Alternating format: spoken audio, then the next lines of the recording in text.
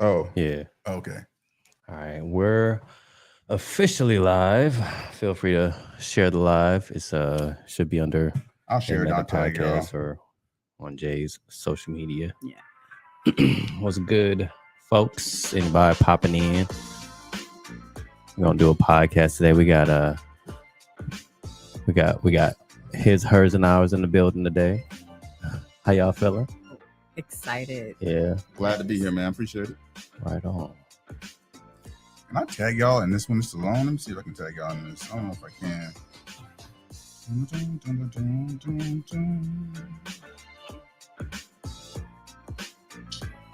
Can't.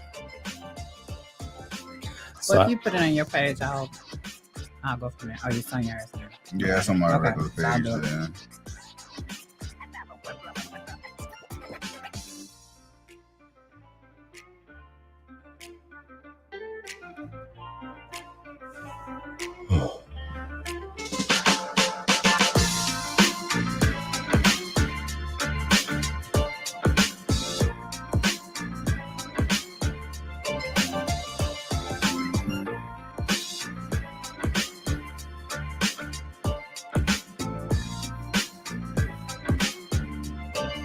Y'all know how we do. Give y'all a couple minutes to come on in before we hit the button to go for show. So grab your drink, grab your whatever you smoking on. whatever your vice is, Come join us. whatever makes you happy on a Wednesday night, come do that shit with us. It's gonna be a good time. I always like how it looks on Facebook. It looks really good. Like watching it on the phone. It's like, oh, we look good. Yeah. Oh yeah. that's- Speaking of Man. which, please silence your phones. I'll put mine on Do Mine Not is Disturb. already-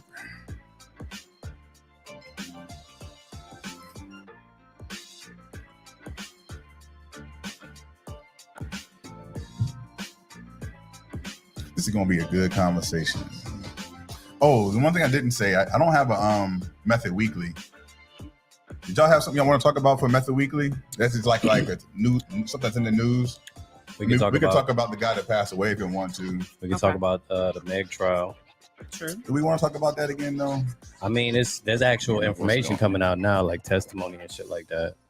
I don't know if I want to touch it. I mean, you want to touch it, bring it up. But it's up to you. I didn't get any notes on it, so I don't have Yeah. any like solid. So I think we can talk. I think we can talk about the guy. You got Diddy and his new baby. Yeah, but I'm gonna talk about that when we talk about this information. Oh, okay. We could also talk So, about yeah. Brittany Griner. Yeah. So how about I'll just say we'll do it, and we'll say if we have any topics you want to bring up, we can do it. We'll talk about it briefly, because I do want to do a small interview portion of their podcast for sure. Right on. But obviously we got to try to stay on track with time. Right on. Oh, that's that. All right. It's good. Facebook user.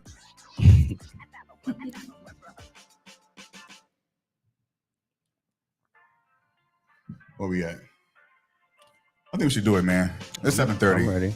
Let's do this thing. All right. Going live in 5. Well, we're already live, but Oh yeah. Ready? let's do it. Go. Take a seat and put your feet up. We gon' meet up. Sit with me and sip some tea with Remy Mulatto. Give me bottles of Hennessy and Moscato. They had enough already, but there's plenty to follow. I stay poetic, but Jay poetic, remaining effective. Conversation getting heavy, staying respected, playing the record, maintaining collective. Saying what you think, it ain't no place for rejection. I claim it, I meant it. It's mostly everybody talking honestly over drinks. Tell me what you think. It's mostly everybody talking honestly over drinks. So tell me what you think. It's mostly everybody talking honestly over drinks. Tell me what you think. It's mostly everybody talking honestly over drinks. Tell me what you think. Tell me what you think.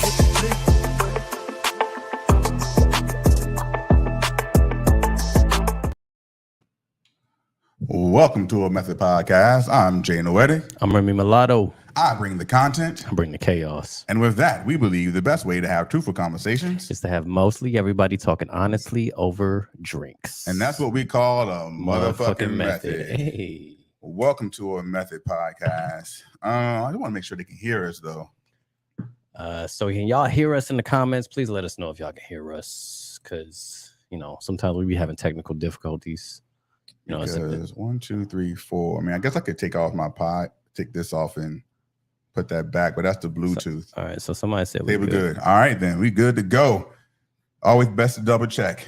If it's your first time here, man, make sure you hit that subscribe button, that share button, turn on the notifications for when we drop a new episode. This week, we have 2 additional guests who are hosts of their very own podcast called His, Hers, and Ours. They are a dynamic duo, entangled at the hip. They are each other's better half, or maybe not, who knows? I'm talking about Solomon and Shannon. Say what's up. What's good? Thank you. How y'all feeling, man? You feeling good? We're blessed, man. It's an honor to be here. We had you guys on the podcast as guests, and glad you reciprocated. We so glad For y'all sure. here. When we was on y'all podcast, we had such a good time, so we feel like it was only right to return the favor, have y'all come on with us. We appreciate it. There's enough for everyone to eat. Enough food out there for all of us to eat. So it's good to share and promote one another and do what we do. So we're gonna have a great conversation tonight. As y'all know, Method Heads, we're talking about unconventional, aka non-traditional relationship in the Method message. But before we do any of that, what are we drinking on tonight?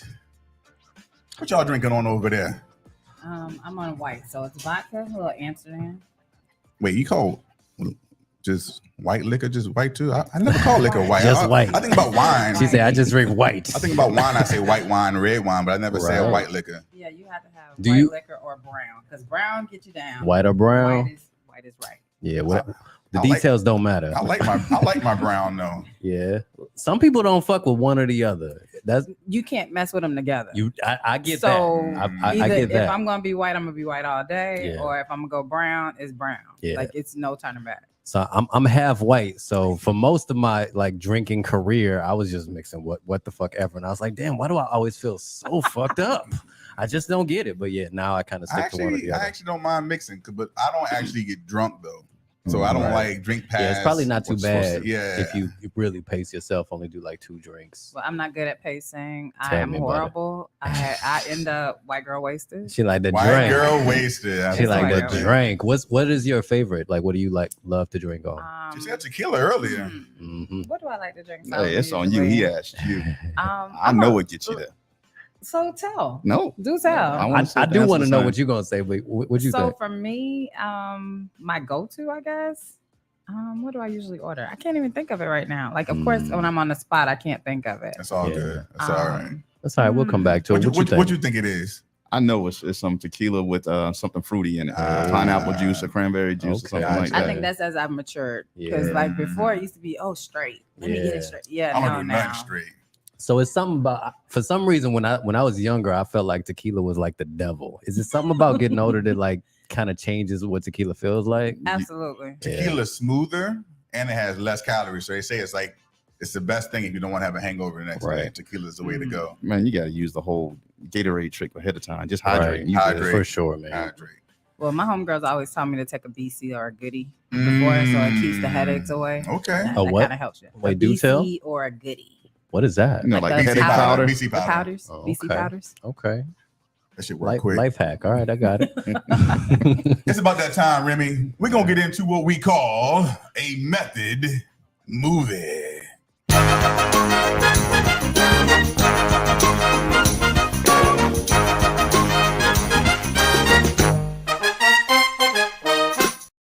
All right, so a method movie, Method Heads. If it's your first time here, this is where I'm gonna play a movie clip for the table and for you. You need to be able to guess the movie before them, and they have to guess it before you and each other. This is not I know y'all are a team, Mhm. but this is not a team sport. Okay, All right. no Well, problem. we in competition all the time. All right. Okay. Hey. All right.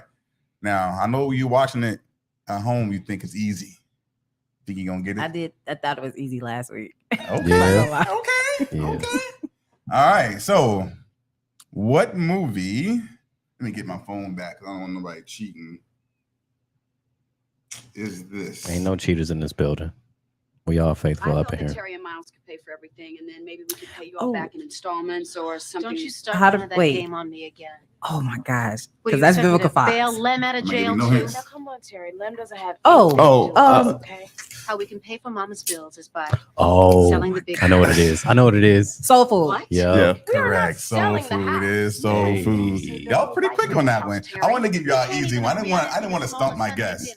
But this is soul Nobody's paying food. for the taxes. This came out in 20% 1997. Wow. it's 25 years. 1997. How old were y'all in 1997? Can you remember? I was a senior in high 25 school. years ago. 18. 18 turning 19. Oh, we're all around the same age. Yeah.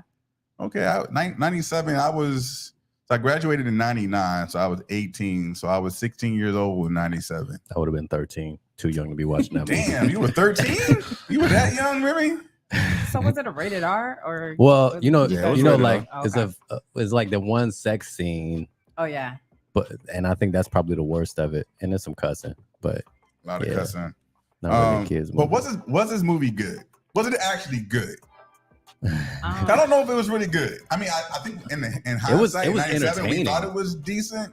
But like, when you go back and watch it, it's kind of like, But that's with any movie, though. I mean, if you go back and look at movies now from back then, oh yeah, and that's true. say, that ain't what's That's up. true. But back then, when you saw, it, you was like, oh, that's Yeah. ill. You know what I would Different think? perspective. You know what I would think about that movie? I mean, the one element that would be missing is like Medea or whatever, but it's kind of like Tyler Perry-esque. You know what I Right. mean? Where it's like Exactly. family Very, drama and very, crazy yes. shit going on with family members and stuff.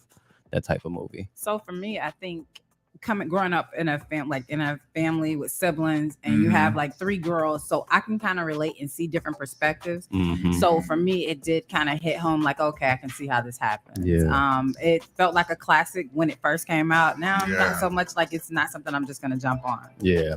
One thing I love about especially this particular movie is like the analysis that you kind of get from like people who see it now and looking back on it.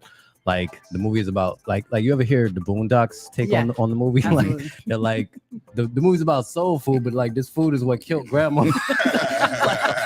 And then like the sort of like the big sister who was like sort of like the villain of the movie was she was kind of right in the end. Like everybody was kind of being fucked up towards her for no Yeah. reason. Like it's crazy.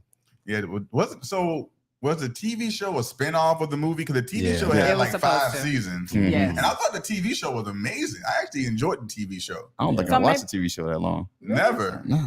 I thought it was good. It had 5 Yeah, seasons yeah. of it. But Yeah, I think it was that's how popular. Nicole Ari Parker and Boris Kojo got together. It's from the series, from the spinoff. So I See, think I didn't know that. Yeah. So doing the spinoff is how that kind of came about. See, that put me on information I wasn't even aware of.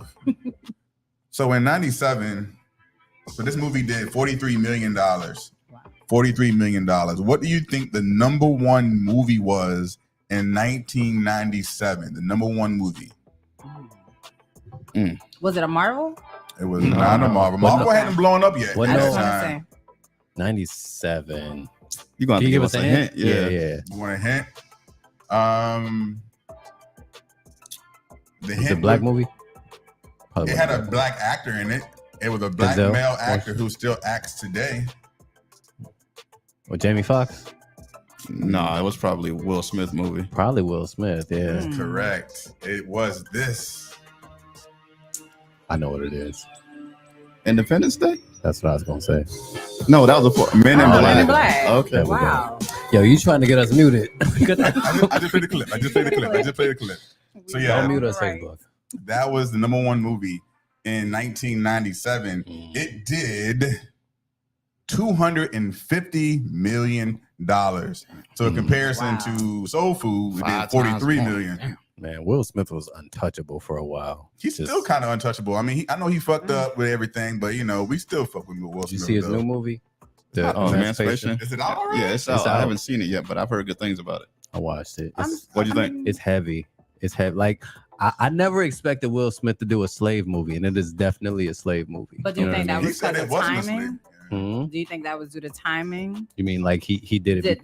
The Emancipation movie, the timing of everything else that took place, the slap that's heard around the world. Do you Right. think that had to do with timing to kind of get back in good graces? Potentially, yeah. I mean, I could definitely see like the Oscars like looking at him again because of it. You know what I mean? Because it's quite the performance. So you do think it's an Oscar nominated performance. It's hard to say. I think he put a lot into it. You know what I mean? Like you could tell he worked really hard on it, and I believe it was produced by like his company and everything. So with that being said, isn't that kind of the fucked up part of things to know that here you put your hard work and efforts into something that can finally be rewarded with a nomination of best movie or best actor, what have you, and because of your actions previously, you won't be acknowledged. Right. Yeah, no, you're right, 100%, man. Like it's sad that that's the case, and I think we all knew his next film he was going to be punished, right? And hopefully, but you know how it is. They don't like to give black people forgiveness. Like people, we fuck up. Facebook user said Somebody said it was already in the works. Okay. Yeah, I'm sure. I was just thinking more of the timing of when it dropped. So, but I can believe that. I mean, he probably could have held it, Mm-hmm. but yeah, they put it out straight on Apple. who knows? It's on Who Apple knows? TV. It's not bad. Not a bad movie. How long is it? About what? It's standard like 2-hour movie or Okay. whatever. The only thing I don't love that they had it in like the black and white. It's not straight black and white. It's just like black and white-ish, but there's some color. But it kind of makes it like, I mean, I guess it's supposed to set the tone. You know what I mean? But it wasn't bad. Wasn't a bad movie. And then it's based on a true story, which I can appreciate. Like I like that about it. For every choice we make, there's a repercussion, right? That's so for sure. Unfortunately, that's what Will had to deal with. You can't just be slapping people out in the world. Which You gotta wild, keep your hands to yourself. which is wild because Chris Rock has benefited from it for sure. Yeah, But let's not go down that road. Hey, before we get into Method Weekly, man, I think we should do a quick little interview of his, hers, and ours, so that the method heads know exactly who is sitting at this table. So my first question to you two: what is your podcast? What is it about? So we like to subtitle it as. What would that look for? What would that look I was for? going to defer to her. That was his like. Will look That at was this his like. Yeah. Nah, so we call it his, hers, and ours, a real life couple holding real life conversation with real life friends. Right on. And basically everything is casual. We break it up into segments. The first segment is usually something going on in the culture or, things that people are talking about in the culture. The second segment usually revolves around relationships. We've had a lot of guests that have been single females, single males, and what it's like because, we've both been out of the dating game for a minute. So what is it like from a singles person perspective, and what is it that you're looking for? What do you feel is holding you back? What is it that you would like the other sex to know? Just things like that. And then we offer suggestions of what we think, could help in a successful relationship because, as we're going to get into later on, we're a very non-conventional couple. I didn't know that. So that's good to know because right on. We're going to be talking about how long have you been married? 8 years. All 8 right. years. Together for 12, married for 8. All right. Somebody at this table is engaged to be married, and it ain't me. It ain't me. So I'm sure. I'm sure he has some things they're gonna pick the brain about. Whose idea was it to do a podcast? Who said, "Hey, I think we should do a podcast"? So, truth be told, being married for 8 years. I think we started the podcast a little over 2 years ago, right around COVID. We went through some struggles in our marriage. There was a lot of feelings of neglect on both ends. And being that we were in COVID, it just caused us to be in the house together. And with that, both of us have a habit of we love to smoke cigars and drink to relax. So we're on the patio a lot, and it forced us to hold conversations. And many of those conversations were very uncomfortable, but it opened our eyes to a lot of things. 100%. So then it got to the point that after COVID and things started opening back up, I was doing a podcast with some fellow friends strictly about sports. And one of the producers of that show came to me and was like, we need to get a female's perspective on this. And one of the things I love about my wife is that she's a sports head. Right. She can sit down and hold a conversation with anyone about any sport. So I was like, I'll bring my wife on. And from there, they're like, you guys got great chemistry. You should do your own podcast. And his, hers, and ours was born from that. Beautiful. You got nothing to add to that? You just Nope, I'm not, because honestly, he's telling the story as it is. So COVID, kind of saved our relationship because we were at a breaking point. And so I think that when you're a married couple or any couple period, when you're together for a long time, things happen and you begin to kind of fall into just the norm of just like everyday life happening. So when COVID came, it was going to be a make or break, and it made us. So I'm happy. Yeah. So at the end of the day, you would say that your podcast was kind of like therapeutic for your relationship. Absolutely. I love it. I love it. You know, when some Beautiful. people, you know, when they do podcasts, they look at it from a marketing standpoint or something that they could, you know, come up off of. And we don't do it for that. We do it strictly for the entertainment, the time together. I mean, and with the crazy life that we both have, working, being parents, and what have you, that 90 minutes to 2 hours is our time for us. Right on. I get that. And it's quality time. You know, y'all spend that together. It's interesting that I know a lot of people whose relationships did not work because of COVID.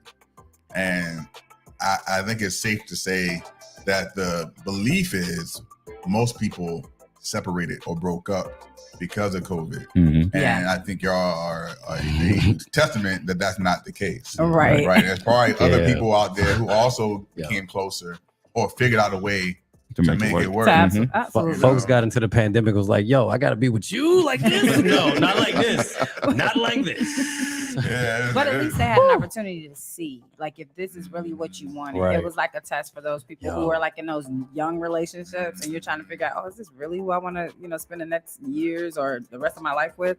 And that was for us too. The pandemic just kind of like just took everything, like put it in a box and just swirled it all around, and then everything that came out was like just chaos. Everything was different. Everything is different now. So I'm glad it brought y'all closer. That's COVID changed a lot of stuff. What's something that you learned? Sorry, y'all, we a little close in here on tonight's episode. So we might be rubbing elbows, bumping elbows and knees. Yeah.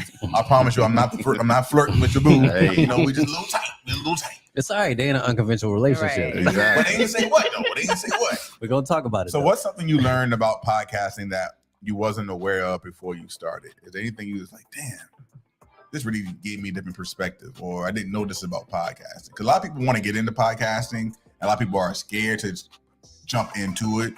And so I think it's good to just tell some tips or something you learn about it.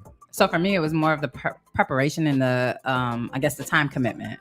Understanding that, hey, if we're going to do this, this is going to be an opportunity for us to, you know, to have this space, this platform. Let's use it to our best abilities. But at the same time, understand that like when we're scheduling people, the time that goes into that process, or how we reach out to people to get them involved or say, hey, will you come and join us on our podcast? But it's been more of a team effort with that process. I agree with that as well.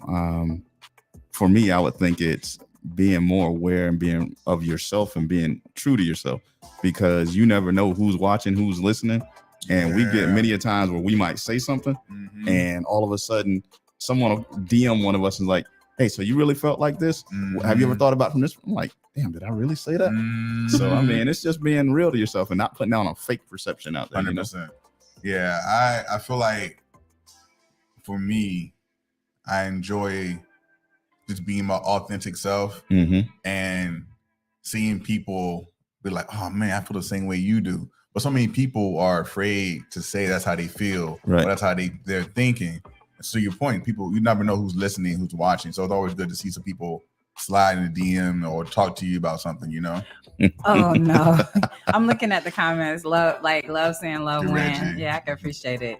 Reggie, we all know Reggie. Well, I don't know. He's the team Reggie. captain of Team Solomon. So of course he's gonna, Solomon. Yeah. So what's going on with the podcast now? First of all, where can people find your podcast? And when did you normally go live? So right now you can find us on iHeart, Spotify, Tidal, Apple Music, or wherever it is that you stream your podcast from. We're uploaded weekly. Usually we go live on Twitch on Saturdays from 4 p.m. to 6 p.m.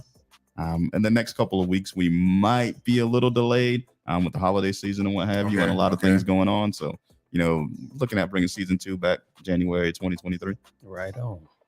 And you're maybe transitioning to a new location, which is dope and exciting. It's always good for growth, and you know what, change it's not always comfortable at first, right? But once you make that change, you're like, okay, I'm glad I did it. Hey man, so, it ain't change, it's evolution. Evolution. I would like to share one thing that I loved about you know, when we were on your podcast, what I realized. So when we were there were like maybe 6-7 people in the room, right? But even with that, you would expect kind of like a more chaotic conversation, but you could feel that like everybody kind of respected each other's space as far as like I have something to say, and then everything that people had to say, because there's so many people listening, it has like there's more there, you know what I mean? So like the conversation was like very, like it felt intense, you know what I mean? I like that. I like a nice intense conversation. So I enjoy being on your podcast a lot. I appreciate it. We love having you. Nah, it was a good conversation. I definitely enjoyed it. I like going on and showing out. Your TV just turned off, by the way. Your big ass TV over there. We don't need it. We still going, but we can't see the comments over there. All right, man. So I think we should get into what we call. I want to do Method Weekly. Feel like doing it? Let's do Method Weekly. All right, we're gonna do Method Weekly.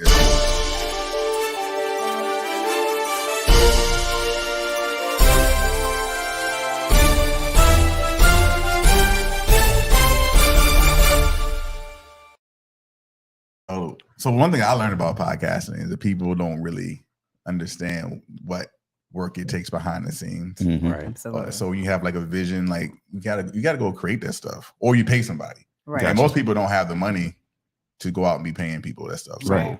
I created all this stuff, and anyway, that's another conversation. So Method Weekly, man. So Method Weekly is when we talk about something that's in the news, anything that's in the news that's trending. Y'all got anything in your mind that you want to bring up?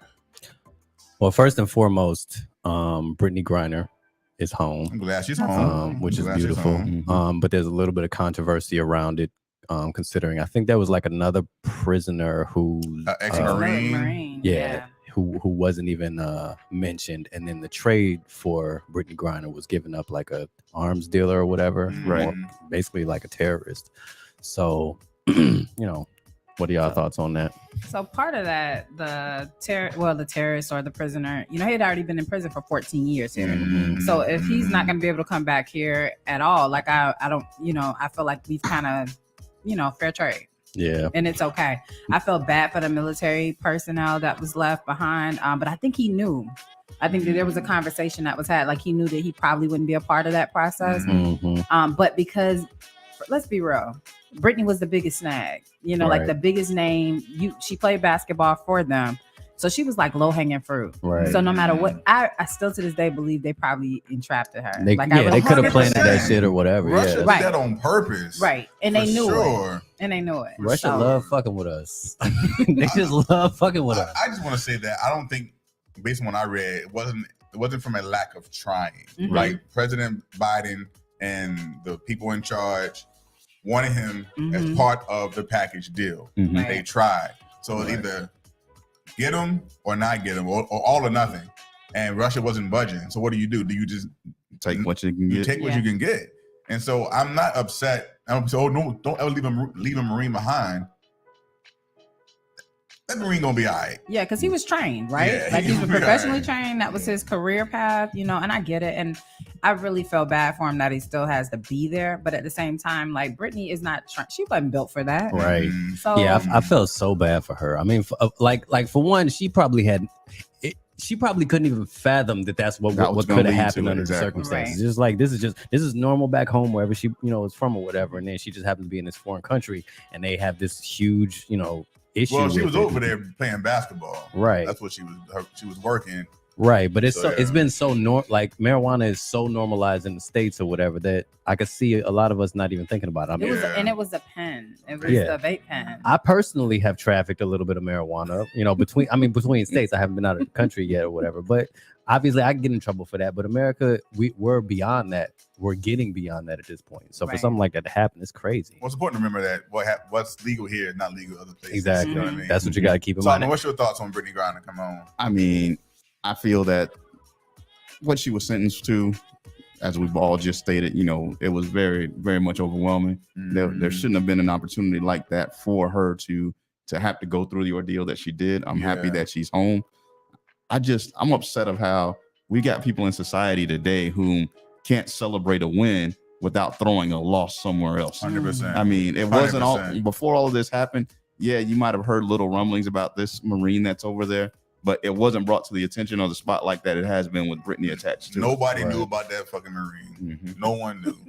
But I Only will because of say, their social media, it made a bigger thing. when people say the internet is undefeated, I mean, I just look at things on the internet just to get a laughter out of it. And I think one thing that I thought was hilarious, there was a meme that went out It was like the Brittany Griner trade was the only WNBA trade Yeah, that's ever made headlines. Oh, that's terrible. I saw a lot of memes that were funny about Brittany Griner. I won't even go to them, but I want to shout out President Joe Biden. Black people especially give him a lot of shit, but he has been representing hard for black women. Right. Okay. All except for one. Hold on. He put a vice president. Okay. That's black. All except for one. He just brought Brittany Griner home. Okay. Black. Right. He just put a black Supreme Court justice. Okay. Woman on there. But that's political pressure. But it's all political. Right. It's all political. He has to cater to his base. Or he doesn't. He could put a white person in there. Right, but look at this. Do you think that even as putting a black woman as his vice president, do you think Biden has set Kamala up the same way Barack set him up? No. Okay. But I don't know if Hell, Kamala have you even wants to. seen Kamala in the last 7-8 months? I don't think she wants to Well, though. so what do you mean? Like, So- how did Barack set Biden up? You saw Biden everywhere. But that was Biden. But Like, Kamala the one that been hiding. She been hiding herself. I mean, like, well- but she's doing it on purpose. I think she doesn't want to be seen too much because people have already been trying to tear her down as much as possible. Yeah. And the more she's seen, the more they're gonna find shit. So I feel like she's like, well, I'm gonna become president at some point anyway. I might See, as I don't well think hang so. back. I don't think so. I think she Because thinks she's she not will. visible, I don't think that people are gonna have you don't have that same, you don't command that same attention, that same presence. That put it like this: Michelle wasn't in official office, but people respect Michelle had more than charisma, they though. respect Kamala. Michelle, I wish Michelle. Anyway, I'm not going down that rabbit hole. Yeah. It's not going down that rabbit hole. But all y'all are right. I don't know if Biden can win again, but I hope he does versus who we going against. But we'll see. I don't know how this motherfucker's supposed to live through another term. Like, for I real. know he can't even ride his bike. For real. Like, Like, he still got 2 years left on this term, I and he know. gonna run again and do 4 more years. All right. Yeah, Father Time is undefeated. Okay, I'm gonna just let So that Kamala gonna be president inevitably. Yeah. All right. Just for the sake of time, man, I think we should just go ahead and get into a message because we had 30 minutes and we need to get going on this serious but interesting conversation. All right, let's go. If y'all Let's ready do for it. the method message, we about to do it.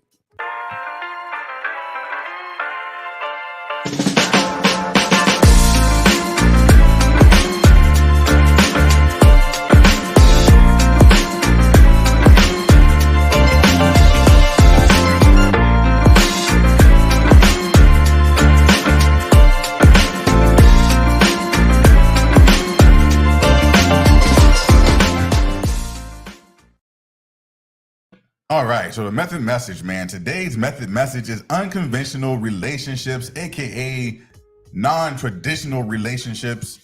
And so, starting this off, Can we inquire about your yeah, because honestly, I didn't relationship? know that y'all might have your own way of relationship. Maybe you don't have to call it unconditional, whatever you want to call it. I think we all need to build our own custom relationship. So, in your perspective, what makes your relationship kind of non-traditional? If you're comfortable talking about it. Wait, can I make some guesses? Go ahead. What guesses would you like?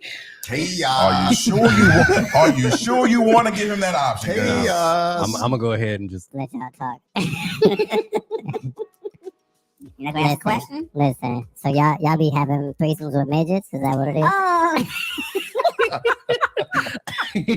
How you knew? I mean, listen, love is love, right? Do it how you do it. Whatever makes I y'all feel like happy. that still seems like a little kid, but anywho, I digress.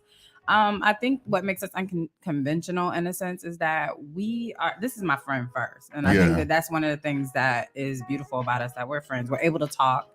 So there are conversations that can be had. So there's never like a hard no. Okay. I like so that. you can basically state your case. So we hang out together, we go to strip clubs, whatever it is, but it's not a traditional feel. Like we're not gonna hold each other hostage to tradition. So what works for us may not work for others, like, so for example, I'll say there was infidelity in the past, and that may be a deal breaker for some people. And I understand that, don't get me wrong. But when you understand the why, the how, what happens, Right. And understand your terms of what that looks like, it creates a more open environment for you. Yeah. So you set boundaries, but at the same time, I want to feel like gotta be your mom. You know, like if you saying you're going out with the fellas, you're going out with the fellas. I'm not calling every time. Right. You say so. If somebody say, well, "Where's Solomon?" Oh, he said he going with the boys. Yeah, That's where he's at. I'm not. It's not the clinginess of what sometimes you feel like. Oh, I got to be able to check your phone all the time. Like, where are you? You know, or let me FaceTime him when he's out. That's not us. So Gotcha. I feel like it's just mostly a conversation in the sense of how we think about things and how we process them. I feel like that's one of them things that comes out of like young relationships is like you want to police the other person all the time, and it's trash at the end of the day. And like it's it's tiring. not, nobody wants to be policed all the time. It's really just about us enjoying each other and, you know, helping each other out and working with each other or whatever. And if you got trust issues and you can't necessarily get past that, then it's problematic. And Right. we have so many problems with communication, you know, and, you know, people make mistakes. We can talk about it and figure it out and move forward. And that word that you just said right there, that was big for us, communication. Yeah. And one of the things that made me fall in love with Shannon is that we spent a lot of time together as friends while we were dating before we decided to be in a committed relationship. And she never made me change anything about myself, nor did I ask her to change anything about herself. That's key. And That's so, definitely you know, key. one thing she just stated that, I mean, I gotta back up because it's the 100% truth with us. There's never a hard no to anything. Okay, something's brought to the table by Let's me, talk something's about brought it. to the Talk table. about Let's it. talk about it. What's the benefit of it? What might be the repercussions?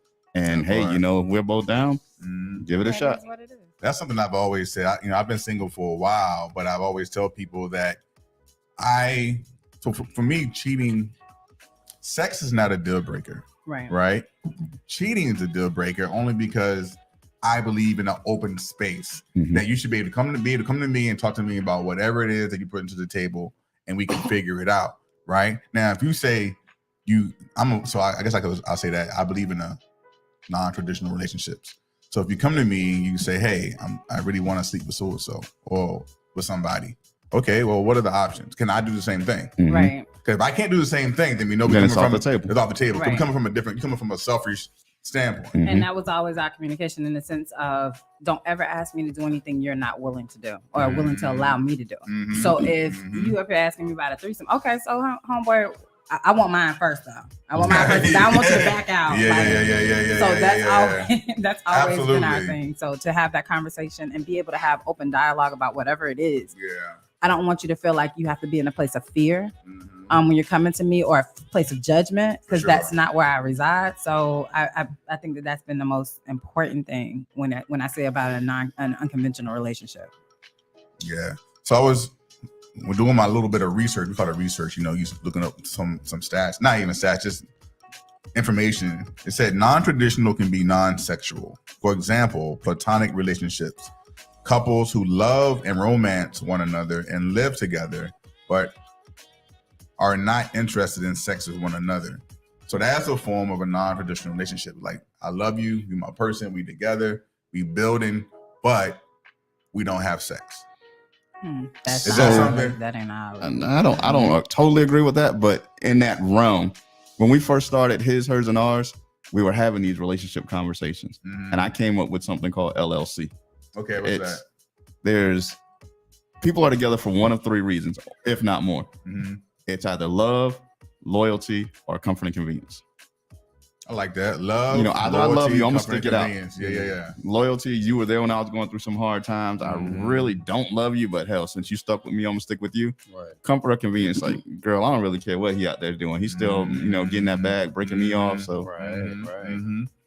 So y'all don't think y'all can be, not y'all in particular, but you don't think people can be in a platonic, loving relationship and not have sexual energy exchange? Well, I feel like that happens for some couples inevitably anyway. You know, once couples start to get older, sex just kind of just isn't the priority anymore. It's just about companionship.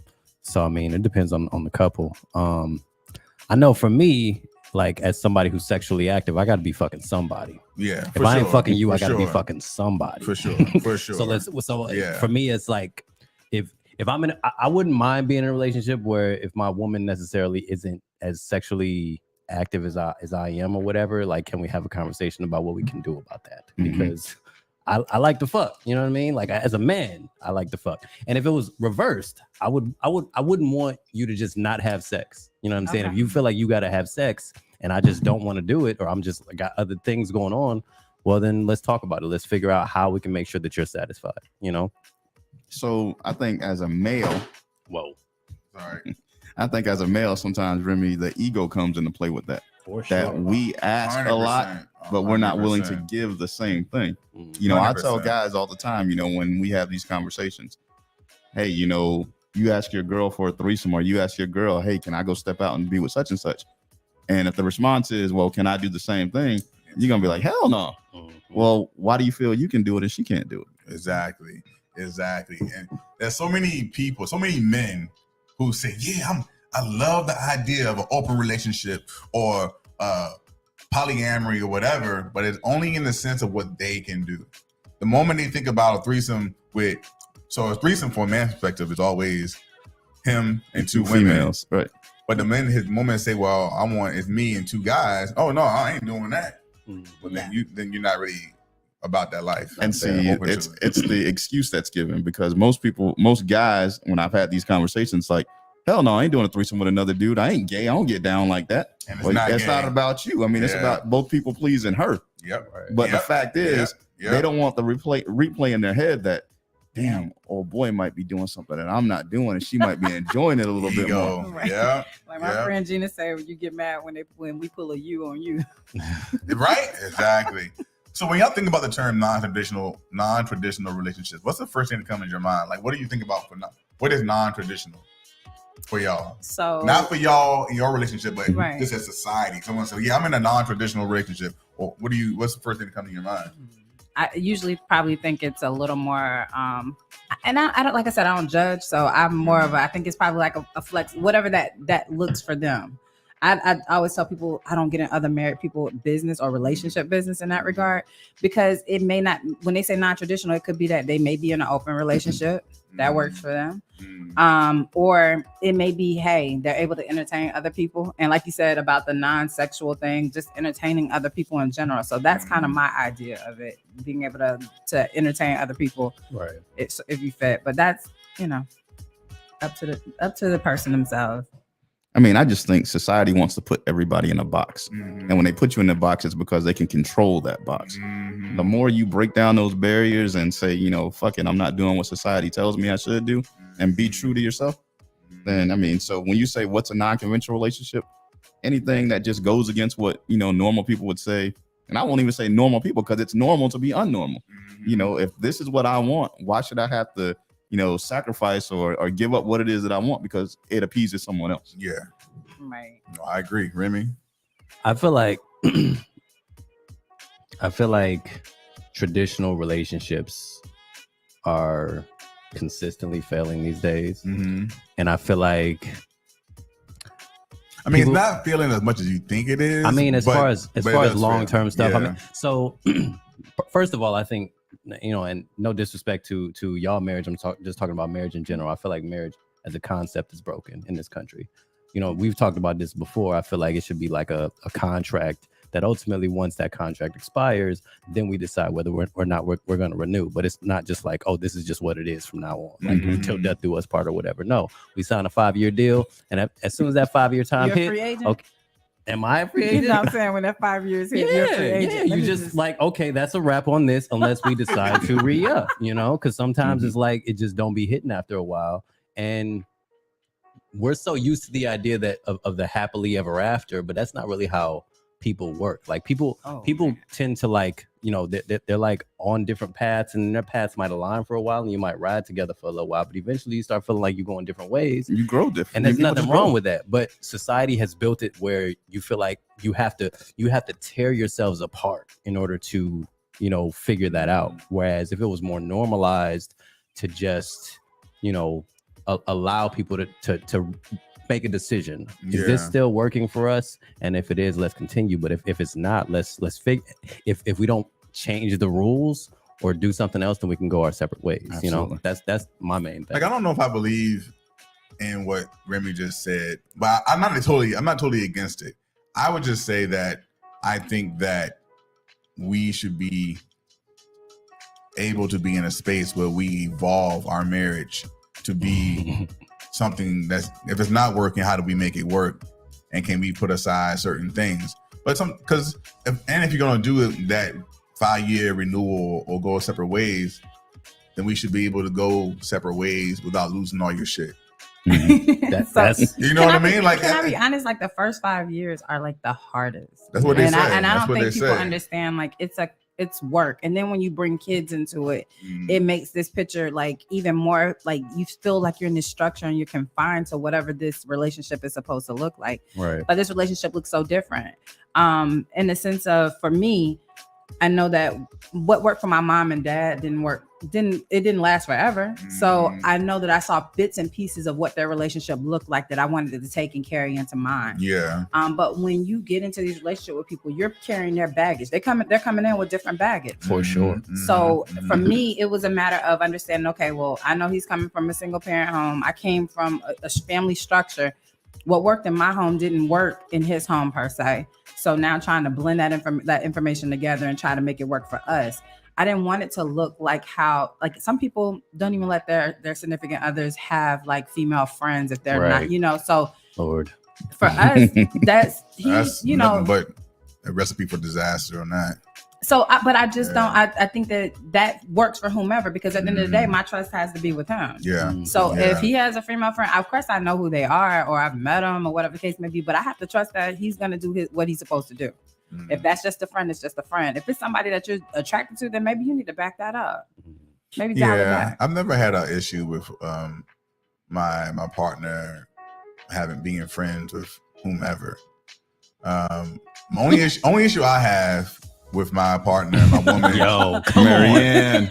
Come on, Marianne. Come on. The only issue I ever had with like my woman being friends with the other sex is if it's an ex. Right? Like, why do you want to be friends with your ex? Why do you want to hang out with the guy that you were smashing? Like, like that's my only concern. I don't care about whom. If it's just a friend, I believe in platonic friendships. I have a ton of women friends, and I would hate to have to cut those women friends off just because my woman is uncomfortable with those relationships. Yeah, you know. So Jay, what? I'm sorry to cut you off, Remy, but what if your lady, she left her ex on good terms? They just grew apart and they amicably split. I mean, when she sees him out in public, it's like, oh, hey, how you doing? Give him a hug and keep it moving. You can still talk, but why you want to hang out at 1-on-1 and have dinner at 7:00 at night? You know what I mean? You know what it So is. does it matter if they have breakfast? I'm just keeping it honest. I don't want you hanging out with your ex at all. Right. Unless you got a kid involved. If you got a kid, you have to. Then you have to. That's different. But if agree. you're a single not single, but you're in a relationship, why do you need to hang out with your ex? Right. I totally agree with you. I don't think that I have to hang out with my exes or anything like that. But if I see him in public, like, we can be cordial. Cool. Like, hey, Absolutely. how you doing? Absolutely. So that's probably always my thing. See him in public, it's He's cool. a Huh? hater. He's a hater. I knew he was gonna bring it up. Perfect. Why does friends with benefits have a negative stigma attached to it? Because it really falls in the same line of, like, it's a certain type of non-traditional relationship. It's the same thing as like an open relationship, swinging. It's just not I hate the word attached. You're not committed to one particular person emotionally, spiritually, whatever. But when people say, yeah, I just got friends with benefits, or I'm not down with friends with benefits, it's such a negative connotation. I'll tell you why. Because it never works in the end.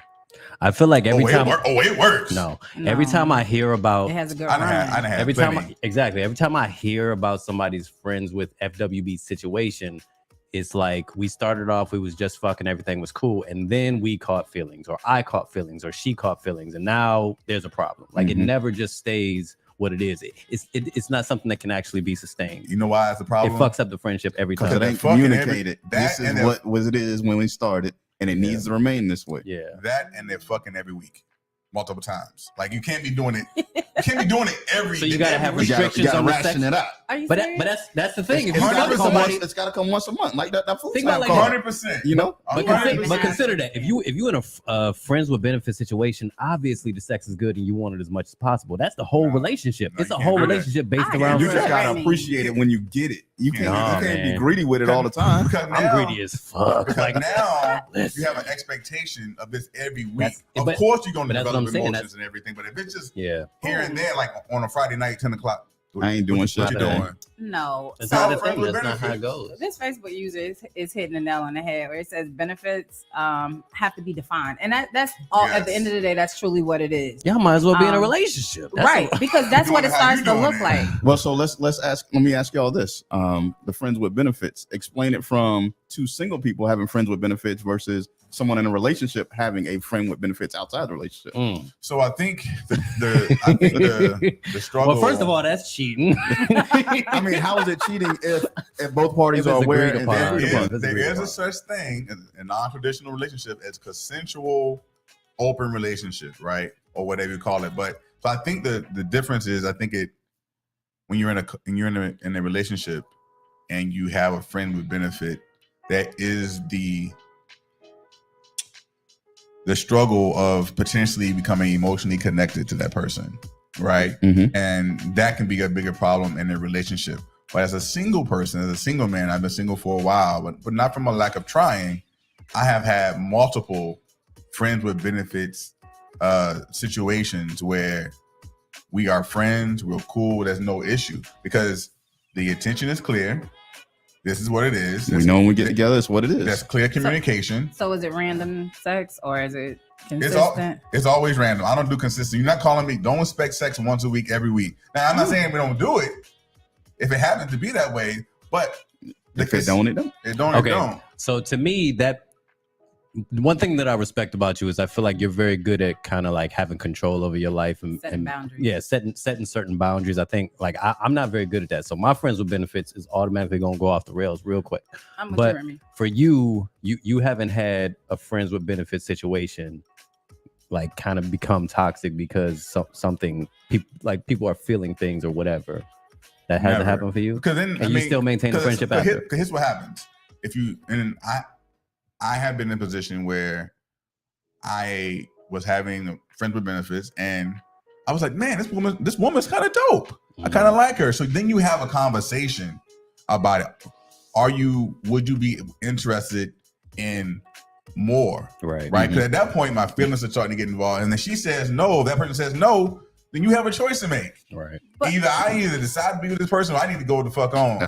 And usually people who've caught feelings or Facebook user. who've had that terminology, they usually are the ones that usually walk away because they feel a bit of rejection. Mhm. Why can't you still keep that same energy? Because she Man. said, hey, I don't want this. 100%. So a lot of times people feelings get hurt because they were They've thinking they were gonna, attached. they've gotten attached. So my Yeah. thing is, if the friends with benefits, what are you doing to make it stay in that realm? Because normally friends with benefits, you're having sex, you're still doing friendly things, but you're gonna there at some point, like the user is saying, that you're gonna feel like you want to be chosen. Like I want to be with you, You all have the to way. I like how clearly this feels. define the lines that, hey, Yeah. we're friends. Sex is just sex. We don't have feelings for We each don't other. go out on dates. Exactly. We don't go out on dates. You rarely, if ever, spend the night. See, okay, so I'm Right. gonna give the perfect example, and I've shared this before with Solomon. Like, I had a guy friend who we tried the friends with benefits thing, but we were having sex way too much, I think. And so when things would come up, or he How often were you having sex? Did you say I love you to him? no, Oh, oh okay. no, oh no, I'm not. Look, first off, I'm I'm definitely 100% saying a I love girl. you in the friends with benefits What? situation. I'm saying I love you like the second, third No. time. I just feel stuff. I just be Oh feeling my shit. god! Come on, And that's Remy. how, look, and that's how it goes That's why I don't left. do it. That's why I Exactly. do it. But like Exactly. Solomon was That's why trying I to do get me it. to say, it was like we were having sex almost every day. Mhm. But when things were happening around him, Didn't I have- was still like, hey, That's a yo, whole I ass got you, relationship. friend. We weren't going out to eat. I would make sure, like, I wouldn't even take a shower at his house. So I think he felt kind of bad because I would be like, okay, this was great. Let me go on home. I shower. I'm not showering at your house because that's not what this is. Right. And so for him, it was more of that was his connection to me. And I doubt I wasn't there with the I love you, because if he would have said that, I would have been gone night 3. Some people will agree to certain types of non-traditional relationships, even though they want a monogamous relationship. Right. And Yeah. then they try different things. They want you over every day, or they cook for you, or whatnot. not. And that's not a friends with benefit situation. I think that becomes an issue. Dating. Yeah, Right. you're dating. You're Mhm. dating. Yeah. So let's say hypothetically, right, that you're in a relationship and your partner gets injured. Or let's say, hey, we're all men here. At some point, our dick's gonna God. stop working. Oh. Right? I can't speak to that. I mean, they got diseases. I mean, they got pills out there, but let's just say it stopped working. Mm-hmm.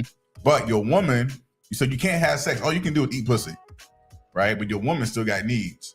But I'm damn good at eating pussy though. I'm damn good at it too. But let's say she still want to fuck. Is it a deal breaker? Do you evolve your relationship to a non-traditional relationship? Oh, it's gonna be. Or do you make it suffer? It's very non-traditional at that point. That's the thing people don't think about. Like, no, shit happens. We've had that conversation before in the sense of like, I think that's selfish if I was like, okay, he's providing everything, taking care of me, and that's out of a bit of loyalty, you know, in that sense. If something didn't work or he wasn't happy with me in that aspect, then that's a conversation we're gonna have, because everything else works for us. So if that happened, let's say it wasn't working, I'm gonna try everything that we can to make sure we try and figure out like, hey, is this just short term, or what can we do? Is it a little blue pill? What is it? And if that is not, or let's say an injury occurs that he can't do that, he already know. I already told him if sex was bad with him, I'd cheat. I'm honest with him in that regard. Like, yo, that's or have a conversation about that's it. something women ain't shy about. They like, if I don't like it, I'm gonna fucking cheat. That's just what I'm gonna do. Wow. Yeah. So would you be able to evolve that, Remy? Like if well, I've thought about that before because I kind of feel like, yeah, you can't really be certain what is gonna happen in life. And at the end of the day, I feel like I do want my partner to be happy. So if there's reasons why I can't, please my partner, then I would want her to be able to still, get. I mean, but at the same time, there's like so many ways to please yourself now. Like there's toys and porn. It's not the same. It's not the same.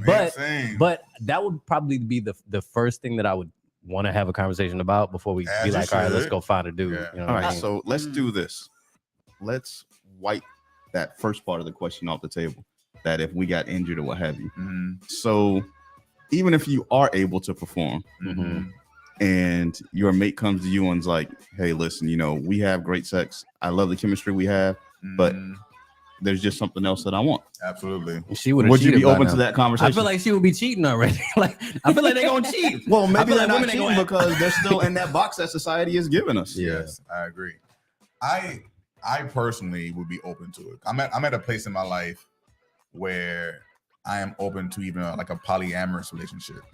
Like I don't want to start my relationship off like that. I do believe in monogamy, but I believe in evolving that for ourselves. So if she came to me and said that's what she wanted to do, I would be open to it. But under what are the boundaries? Gotcha. What are we restricting it to? Because I think I've had a conversation with Remy before. Like with me and my woman on vacation, and she's like, "Hey, I want to have some fun," and then fucking have some fun. But it's only while we're on vacation, right? Or we're away from home. Let's not do it where we live. But I'm open to it. Gotcha. I'm open to it because again, communication is key, and sex is not a deal breaker. Because I believe that we all sometimes we just want to have non-committed, good sexual release. Understood. Yeah. Men and women. Absolutely. I totally agree. So it's like this. This is like how I equate it. I like to, compare things all the time. For sure. If I say, hey, listen, I'm going to take someone out to dinner every day for a year straight, they get to choose wherever we go. But the only caveat is I get to choose what we're having for dessert. And we're going to these different restaurants every day, but the same dessert every night. Vanilla ice cream, vanilla ice cream, vanilla ice cream. And you may love vanilla ice cream. Yeah. After 365 days, you're like, damn, I don't want another scoop of vanilla ice cream. Right. So on that 366th day, I say one last time, just for old time's sake, let me take you to dinner. We go to dinner. And instead of vanilla ice cream, I order cheesecake. You're going to lose your fucking mind. Not because you love cheesecake. It's just because it's not vanilla ice cream. Right. So in a relationship, you have to be self-aware. It's like, listen, speaking of me personally, I know that I know how to satisfy a woman. I think I'm pretty good at what I do. I mean, hopefully my wife can vouch for me. Yeah. But, I know that there might be someone out there that might stroke a little different or give her head a little bit differently or what have you. So, I mean, does it mean I'm not good at what I do? No, not at all. It's just getting rid of that ego and saying, hey, it is what it fucking is. That ego it's a big, big thing. Yeah. Would y'all ever be open to a polyamorous relationship? Like bringing someone else in to like, and it doesn't have to be sexually related either. The polyamorous could be an So- emotional connection. And I get that, but with emotional connections, at some point they evolve into a different space. So I wouldn't be open. But if he was asking me like, "Hey, I just really want to smash this chick" or something like that, hey, I do too. I want to smash this dude. So as long as you're open to Right. that, then I'm okay. Like it's on the table. But I don't think I think with polyamorous relationships, it deals with too many emotions. And as women, a lot of times that is where we want to be chosen, or that's how we decide, hey, where we're gonna fit in, how are we gonna fit in. I don't want them to befriend me. You know, it could have been a polyamorous relationship with him and somebody else, but I just don't want it to affect us. Mary Ann said ethical monogamy. That's the term I learned earlier about researching this. I was like, ethical monogamy was where Absolutely. you ethically have someone on the outside that you do it every now and then, but everyone's on the same page about Exactly. it, you know. But like you said, the ego, removing the ego is not as easy as people think. I think it's even harder for men Very much than harder it than is for women. Absolutely. And I'm not one to typically, I believe that we're all more alike than we are different, but I do think the man's ego, in certain regards, is weaker than a woman's ego. And I think a lot of that comes Hence down the to, term. what's that? She knows I have a phrase I say all the time. What's man. that? What's the phrase? Women are capable of far deeper cruelty than any man, and that's because of our ego. They know how to get at that ego, and they're like, fuck it, I'm gonna get him. She'll go with the dude who's giving her the wackest sex of her life, just knowing that, hey, I'm fucking with somebody else. That's gonna mess with his head. Not your wife. That is not your wife. Because it's gonna have to be good. Because no. So would you be open to an open relationship or any different type of relationship, like a polyamorous relationship? Because you said before that you well, I don't want to put the business out there. I'll let you talk about what you want to talk about. No, I would say this. I would have to pick the dude. What? I mean, I'm just saying, I would have to approve. I would have to approve. Because listen. Remy gonna pick a dude that look like just, radio. Let me just. That's funny. I'm 5'7", 136 pounds. If she finds some fucking mandingo, she go. So he got to be 5'4", you saying? He ain't necessarily got, but if I know the dude, like if I can have a conversation with this dude and be like, all right, fuck it, like fuck him, by all means. I would like to at least like the dude or know something about the dude. You don't just want him coming in and saying what's up on Not Max. necessarily, because I feel like I don't want to lose my girl to somebody. I still want to keep this person. We might as well. 100%. We might as well. 100%. If it's gonna be like that, she might as well just cheat. You know what I'm saying? But if it's just sex, why do you have to meet that person? Like if it's just sex, I don't even want him to like. He can probably introduce himself. Hey, Sullivan, this is so and so. I don't want him to be like, hey, so what's your future plans in 5 years? What you doing with the pussy? Like, no, I don't want you to do that. You want to be in the room, Remy? No, I definitely don't want to be in the room. I definitely don't want to be in the room. That's called a cuckold. That's a cuckold. I mean, I don't know. I might evolve as a person. I'm not watching my girl get smashed. Either we think we smashing together, or I'm not in the room. Mm-hmm. Like I don't want to see it. I don't be a part of it. Like I'm cool with threesomes. I've done plenty of threesomes in my day, but I'm not gonna be sitting there. I don't want to be anywhere. So with you saying that you would be, down for an open relationship, let's say this one night, you allowed your girl to go out with someone, that they ended up smashing. Mm-hmm. Are y'all gonna have a conversation about it later? No, I don't. You don't want to know the details. I don't need no details. I mean, and see, I think that's why I differ because I would want to say, Solomon, what was she saying? How did she make it? I would want to know. I probably would because I guess, like I said, because he and I are friends. Yeah. Like before anything, it's like talking to my homeboy. So I would want to know, how your homeboys come back with a good story, man. This chick was banging. I did this, and she was like, So that's how I probably would be. I'd be like, tell me about it, Solomon. Oh man, did you do this? Did you do that move on it? Like, I want to know. Yeah, I think if you establish a solid foundation to be able to have a conversation, then yes, I think that's important. Because the more you can talk about that stuff, the easier it is to deal with, right? Mm-hmm. It's when you feel like you can't tell or be open and honest about what you're doing that causes more distrust, maybe, Let's see. So the divorce rate and divorce percentage is lower than it was 10 years ago. So that means people are staying married longer. What are some keys to tips to a successful marriage that you would say, right? Because yes, we're talking about unconventional relationships, but I think we were establishing that you can have a monogamous relationship that is successful as well, based on communication and understanding. So what are some tips that, I mean, I'm not married, I don't know when I'm gonna get married, but as a married couple, what are some tips that you think are for that could work? It's the main thing is the communication piece of it, but also understanding your mate. And when I say understanding, I'm like, Solomon's love language is gifting. So he will gift me, and that me, I love your time. I love being able to sit up. We can talk about whatever. It doesn't even have to be a crowd. It's just those moments where we have when it's just intimate with us. Right. So understanding what your mate is into or what they like. Like Solomon knows I can sit and watch a football game on a Saturday and like nobody can call me all day. I'm good with that. Or we can go to a sporting event and I'm locked in, like, and we like, oh, you see this person, and being able to recognize like celebrities in public, like that's because we spend time together. So he knows he'll be like, oh, Shannon, that's so and so. I'm going to talk to him. That's how I am. So understanding the person that you're with, being able to have those conversations, whether you like them or not, like the difficult conversations. I think that's what's made us successful in that regard. I think understanding that while you're in a relationship, you are part of a unit. It's not losing yourself as part of a group. You're still an individual within the realms of that couple. So be true to yourself and say, hey, you know, I'm more than just Shannon's husband. Shannon is more than just Solomon's wife. She's still Shannon Royal. I'm still Solomon Davis. This is what I liked before. I don't have to change that. Yeah. And, you know, if she has an issue with that, then a conversation should be had and there has to be some type of compromise. But, you know, like I said, one of the things I loved about her is I was able to say what it is that I was and who I wanted to be and things that I liked. And she was like, fuck it, I'm down. Let's ride.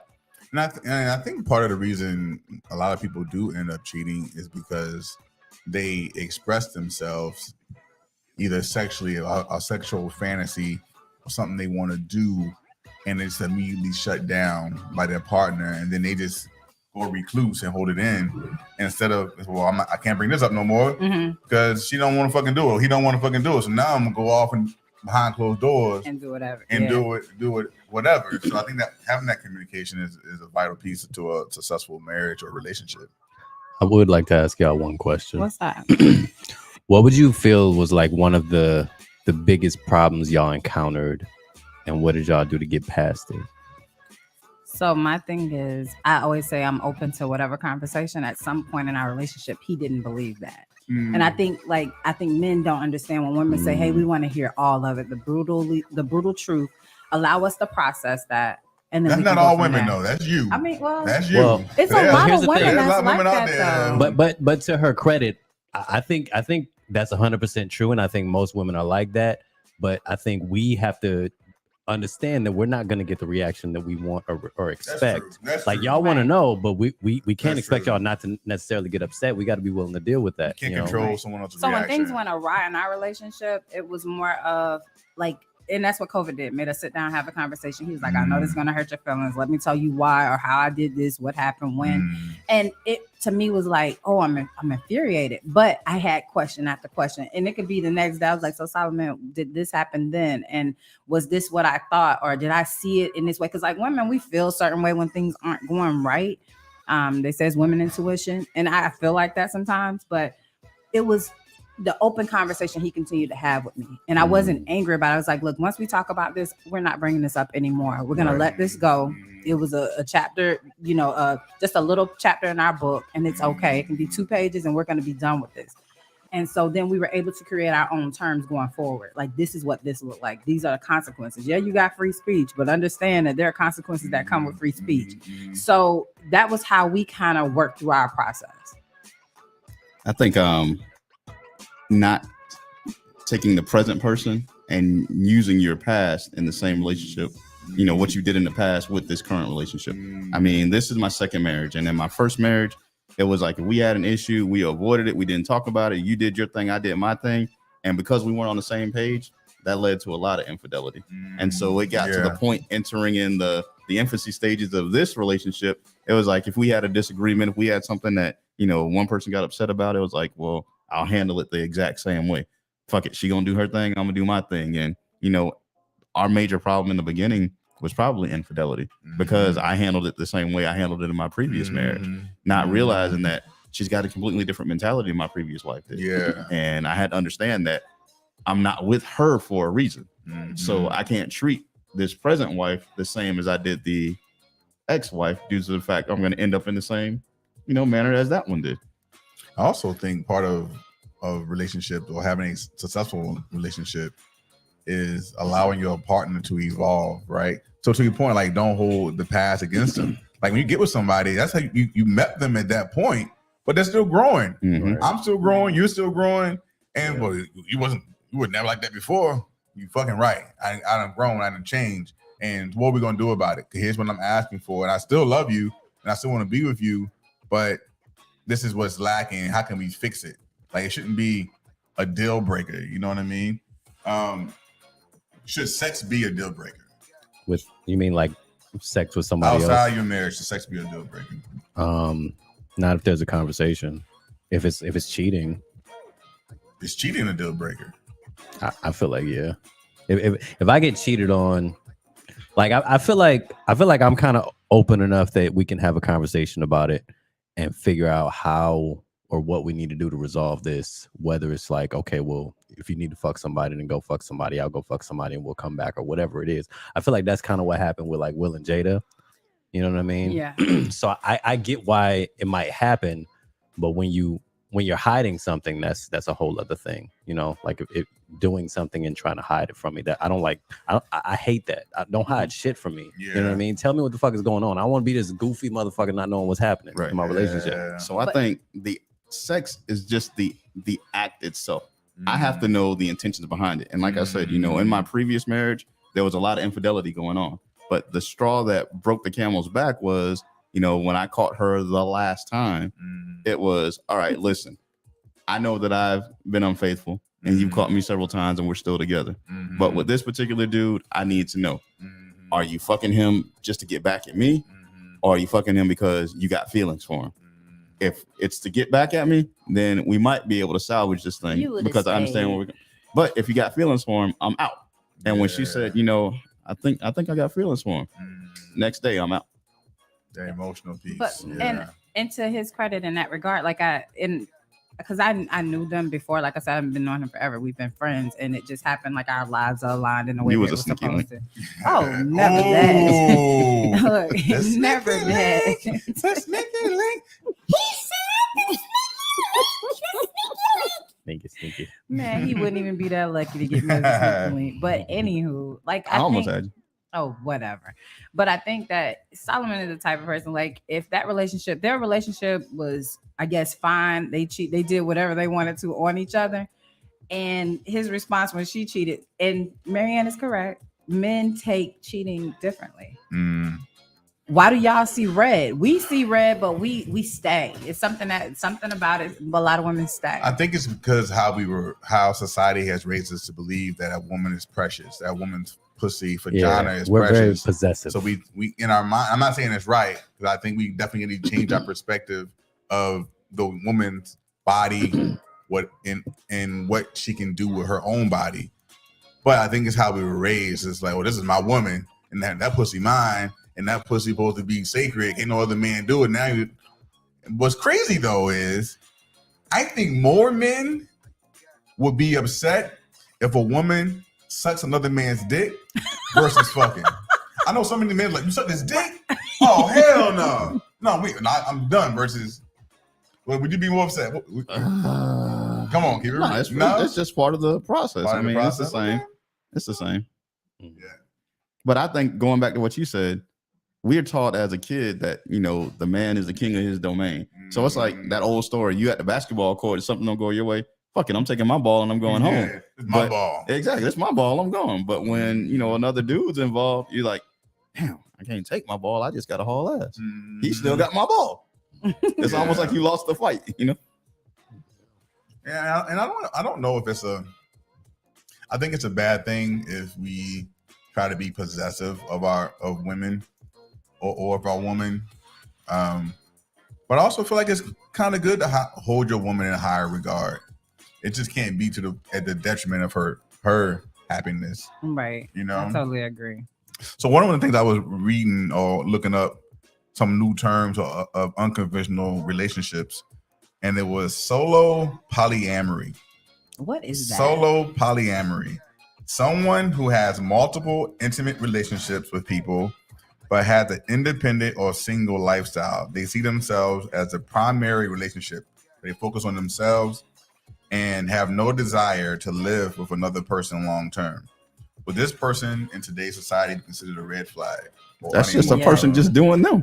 But that's I'm fucking kinda- who I want to fuck. I don't depend on anybody. I'm taking care of myself. So I mean, that's just somebody doing them. I would agree. I think some of these titles that I have out there for non-traditional relationships, I'm like, does that really need a title? No, I can see somebody doing them, but at what expense? Yeah. Are they doing them and getting their rocks off, but you're hurting people's feelings in the process, or tearing down someone else in the process? Mm-hmm. So for me, it sounds a little narcissistic. I don't know if it's narcissistic. I mean, if you don't want to be in a relationship, but you can develop, intimate connections with multiple people. Well, that could be a Diddy. What Diddy doing? What is that? He has a whole harem. Like he has, and it's usually these younger women that you can kind of mold and control. Yeah. So he's kind of moving in that same space. I have a baby on you, and you're still my girl. You're not a side chick. Or Nick Cannon. Nick Cannon out here making babies with all these. I think he's just doing that to harvest, What? You want to be a wild and out girl? Can you produce? Well, I mean, like I said, I think that sounds more along the lines as Diddy. He's giving people what they want. Like he knows that, let's say one is into money, is into gifts. So you buy them lavish gifts, but you still get to be with this woman, and this woman, and this woman. And everybody knows about each other. But it's a polyamorous relationship. You get different things from different people. Absolutely. Right. If you and I think the beautiful thing about a polyamorous relationship is that it doesn't have to be the man that's in control. Like it could be the woman who says, I get the physical part from you, I get the emotional part from this person, and I get the adventurous part with this person. And they're all aware of one another, and they can spend time together.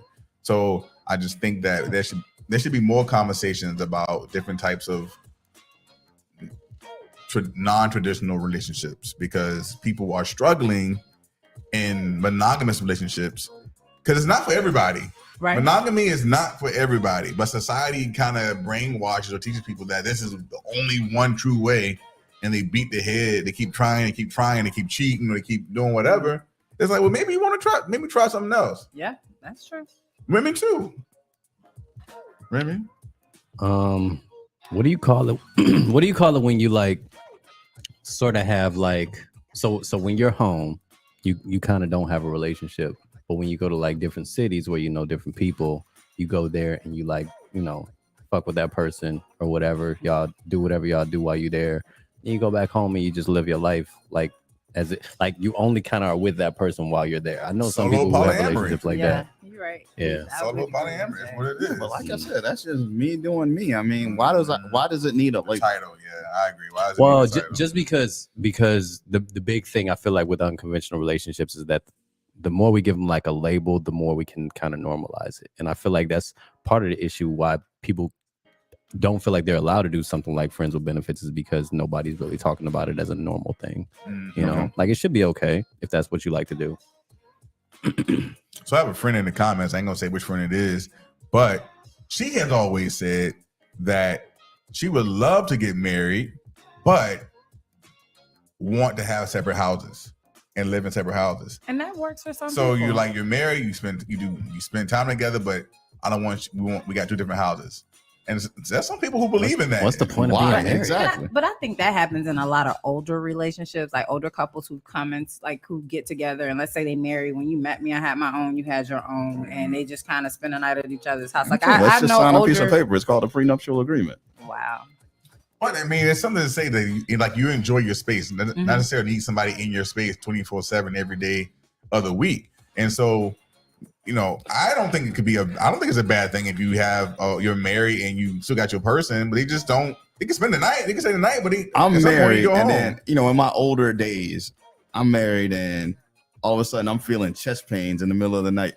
I gotta find myself on to say, hey, call 911. Yeah, that to me is like having your cake and eating it too. Like, what is the point of even being married if you're gonna live separately? Like, why is it even marriage? Are you living Why around not the just corner? be- You living across I town? mean, but marriage does not have to be living together. That's what society has put us in, To right? me- That's to a me, social construct. To me, that's what marriage is about. Is about creating a structure around this relationship. And if you're living separately, that's not a structure. That's two separate structures. Melissa said, "Yes, I do. I have evolved to separate bathrooms. Maybe." She was the one I was talking about. Who talked about that? So I don't know. I just think it's different. I wouldn't want to do it, but So Melissa, you gonna cook dinner and then take it next door?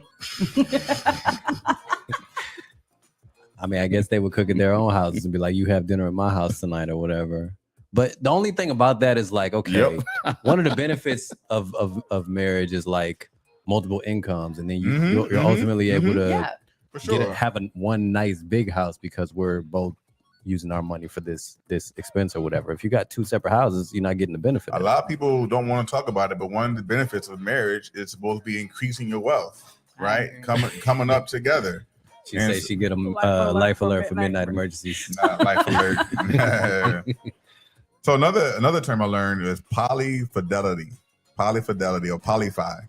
And that you're just committed to the people that you're involved in. Yep, a group who lives together, raises kids together, and adjusts their sex practices to reflect a close arrangement. So it could be 4 or 5 people, but you're committed to each other, and you're not fucking or sleeping with other people. Like this is us. This is our thing. So talking about wealth, doesn't it make more sense to have 4 or 5 people putting it into a pot to build? That's sister wise.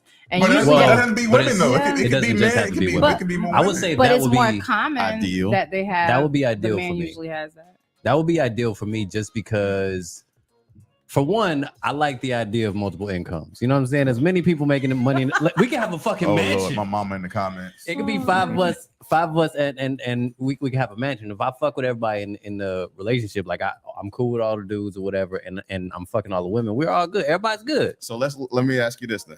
If that's the situation, and you know, in that house it's 2 women and 3 men, and then at that some point in time, one of the women just said, "You know what? This ain't working for me no more. I'm out." So now it's 1 woman and 3 men. You know, you get in that mood one night and you're like, "Shit, I want to smash something." It's not your night today. And she's like, "Nah, I'm with him tonight." It definitely throws off the dynamic for sure. Yeah. But you know what? I thought about actually as someone as a single person, like me and my friends just buying like a fucking compound, and we just living in that motherfucker and like putting our money into a pot. And we just growing up. Well, that doesn't mean that we fucking each other, but this is my living together. This is my pod. This is my quad or whatever, and we are building together. And it's a polygamous relationship without the sex. Yeah, we can get a fucking 4 unit apartment building. You know what I'm saying? Everybody get their own unit. Yeah, listen, and man. There's the so cost many. of living is expensive out here. They call that roommate. No, I mean, some probably call it roommates, but if you're all putting in a percentage of whatever to build your wealth, and you're all happy, you all dating whoever you want, but this is your foundation. I don't know. I just think it's different. There's different options out there, man. Just keeping it real with y'all and being honest, I think I would be down for a polyamorous relationship. Me and Shannon having that conversation, if we didn't have a kid. Right. I'm not giving someone else authority over my kid and how to parent. That's something else people don't think about is the kids' involvement and how that affects the kids. So that's for sure. But you saw Marianne said we gotta know who the father is. It's true. I mean, you can't factor any emotions either. We are the father. So my last thing that I'm gonna bring to the table is this: should more people customize their relationships instead of trying to fit themselves into traditional relationships and rules? Absolutely agree.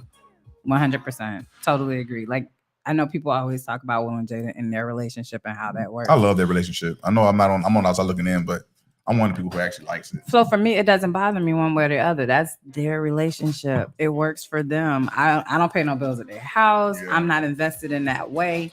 But that's their life and their lifestyle. I can't judge them just because it's not probably ideal.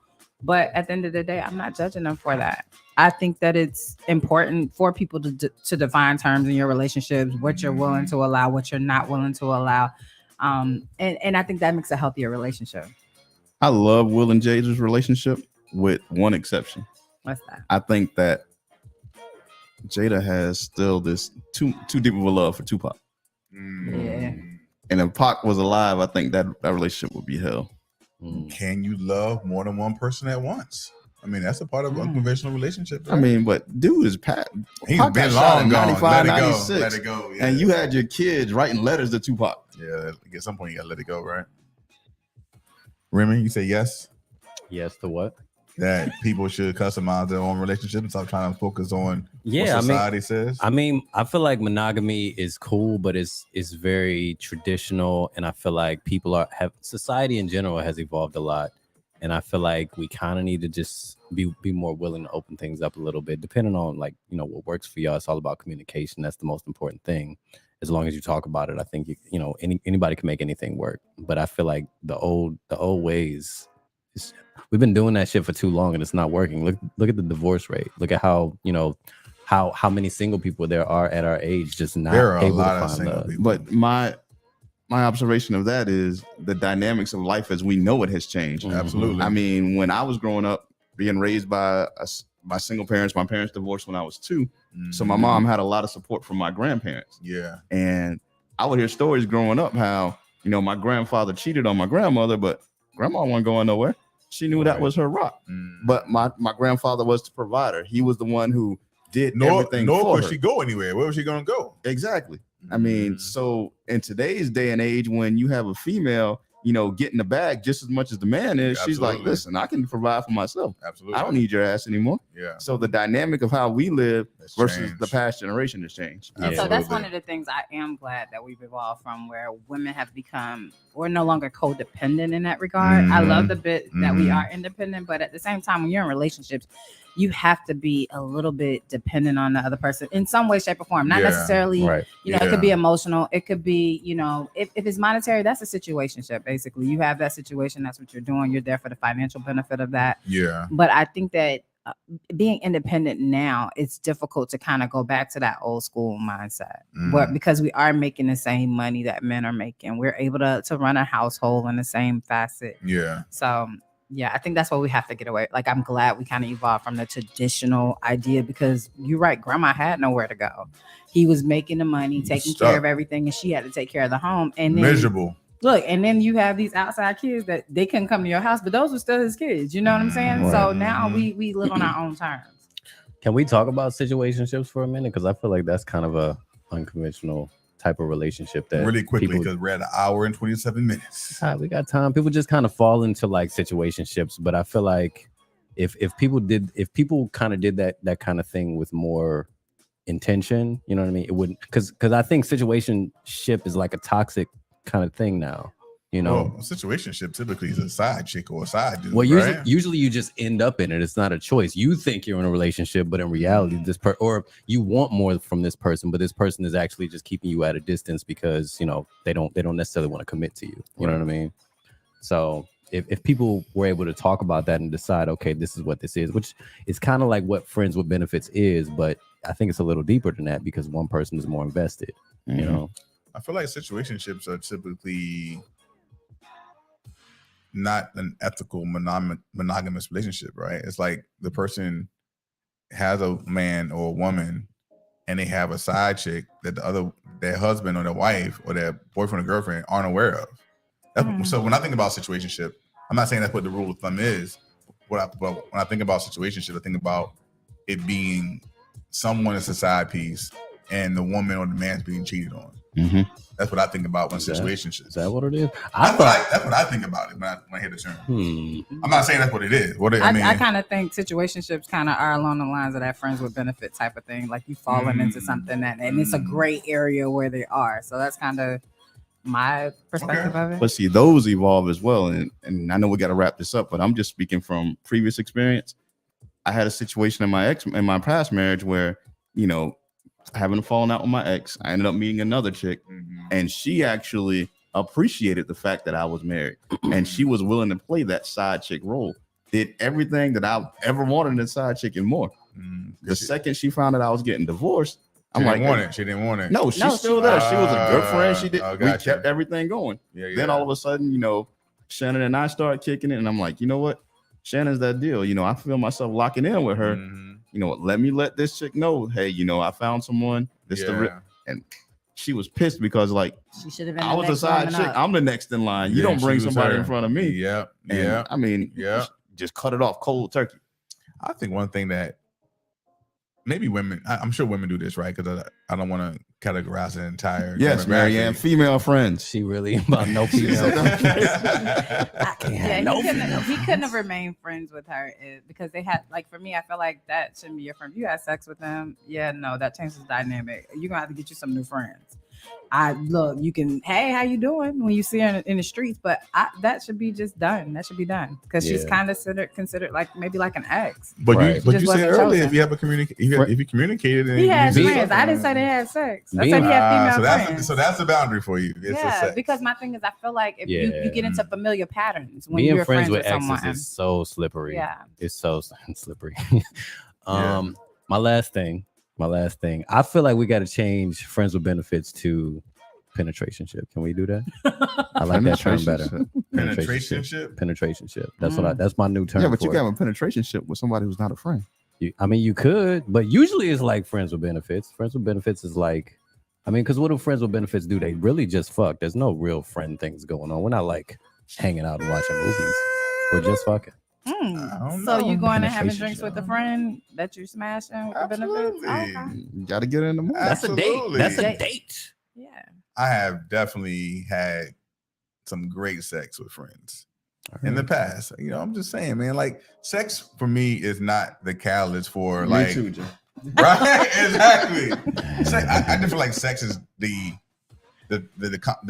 thing that people use as the reason why they keep choosing bad people or the reason why something doesn't work out. Me personally, I don't ever use sex as the catalyst. I just say, okay, this didn't work out because we didn't have communication, or this didn't work out because I was upfront and honest about how I was feeling, or something else fell through. For me, sex is never I know people who say, okay, I'm gonna be celibate next dating. I'm not dating nobody. I'm gonna be celibate for 6 months. Okay, why? Because my emotions always get involved with sex. Well, maybe you just not. I don't know. Anyway, it is what it is. I ain't going down that road. That's it. All right, man. Let's move into the final segment, what we call method lessons. Reading is fundamental. Now let's get on with this school thing. You teach.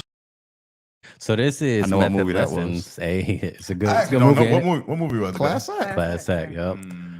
That's been ingrained into my brain ever since I watched it.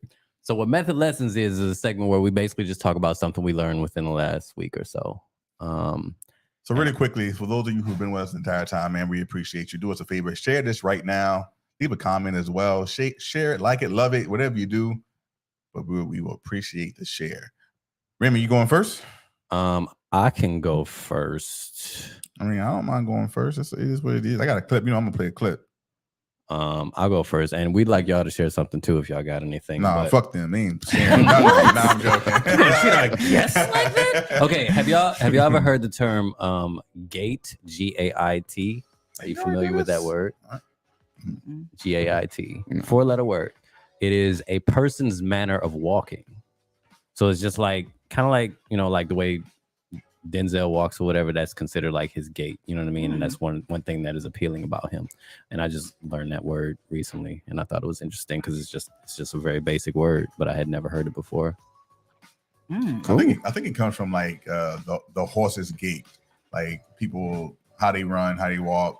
I don't know if you've ever been to Fit to Run, but Fit to Run, they always want to put you on like the treadmill to show you your gait or how you walk, how your chiropractors do that. How your insoles when you walk are inward or outward, or if you have a wide foot, so they can get the right foot for you.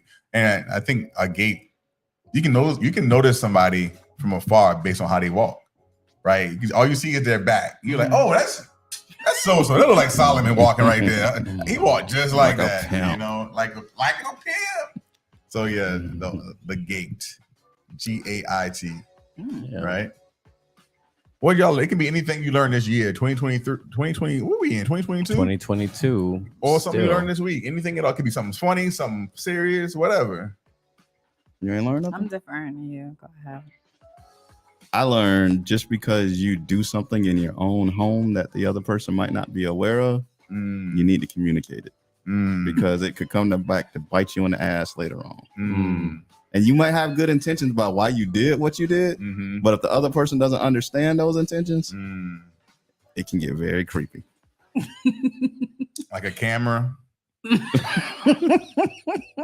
don't know why that came to my mind first, but I'm just thinking. You nailed it. You nailed it. I think sometimes I learned that, sometimes fighting fair. That's something someone to the left right fair. here needs to say he need to learn. What? Fighting fair. Fighting fair. You've always said you don't fight fair. I mean, I fight to win. The only way Listen, y'all to ain't never seen Friday. Craig did not beat Debo fairly. Okay, he whooped his ass with bricks and trash cans Oh my god. whatever he could get his hands on. No, that's a good one though. Fighting fair. Fighting fair. I always try to fight fair, man. I try to be a fair person. I try to be very understanding. I always tell people the thing I'm really great at is understanding the other person's perspective. Right. I try to remove my ego from it and be okay. I'm listening. I'm trying to understand. If I don't understand, I need you to help explain it a different way. Right. As I try to fight fair, like I don't go for low blows. And someone hit me with a low blow, I simply just walk away because I know how I can get. And I'm just like, yeah, you know what? Ain't even worth it. It's not even worth it, you know?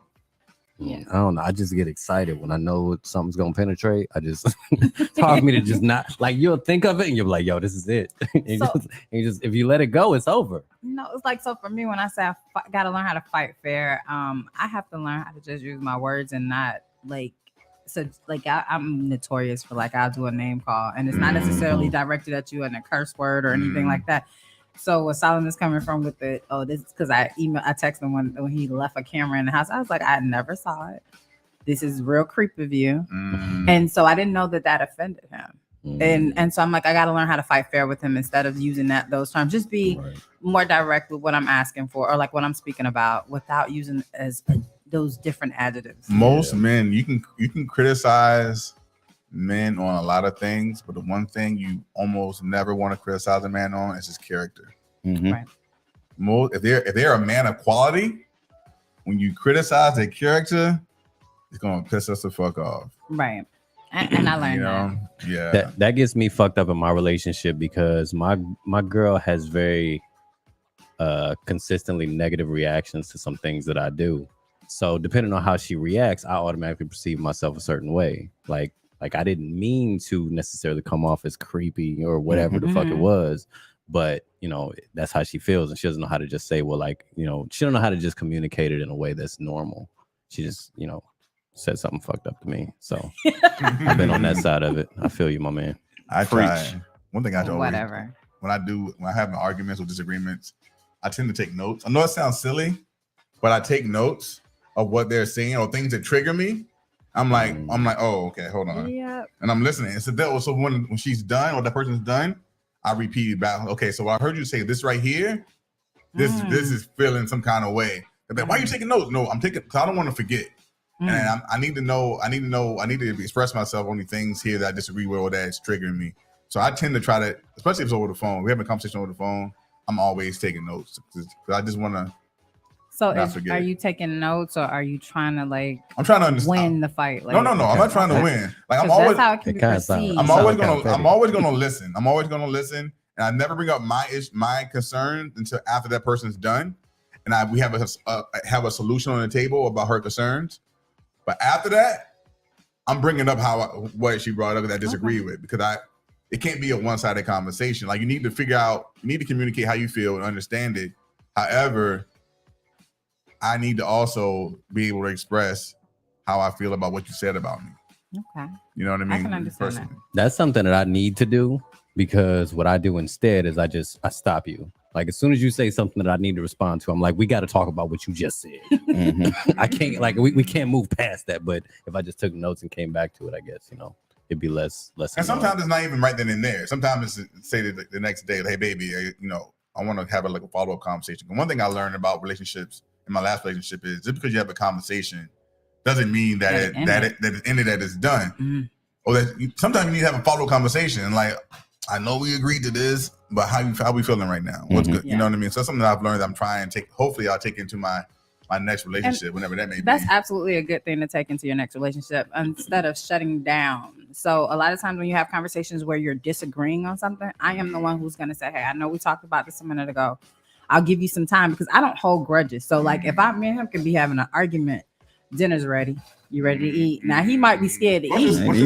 He might be scared to eat. What's your sign? I'm a Capricorn. Capricorn. Okay. But he may be scared to eat. But that's on him. The food. I'm not gonna do anything to you. I need you to be alive. I don't know that, dog. Yeah. I don't know that. Whatever. I'm really short. Like my memory for stuff because I feel like people leave so like I never want that moment of saying I wonder if they knew.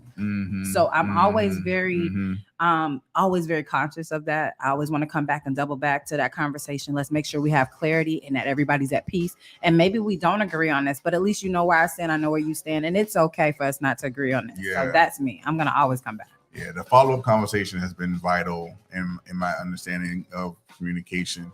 And the only thing I say is like I don't want it to be a week later because I didn't move the fuck on. Right? No, baby. No. We're not going back a week ago. This is done. 24 hours. For me, anyway, that's a whole other conversation. So my method lesson this week is I always try to find a clip that I've been watching on TikTok. And this clip is about vulnerability. And I am a person who believes that in order to find love in any kind of relationship, vulnerability is important to have. However, in today's culture, I'm not sure that I feel like women, not all women, a lot of women don't appreciate when a man is being vulnerable or expect the man to be the first one to be vulnerable, even though we're doing everything else first. We're doing what a quote unquote man's supposed to do, but you also want me to be the first one to be vulnerable with my emotions, but yet you haven't. So anyway, I'm gonna play this clip and then I'm gonna ask y'all a question and then we'll just talk about it. Can I share a secret with you guys?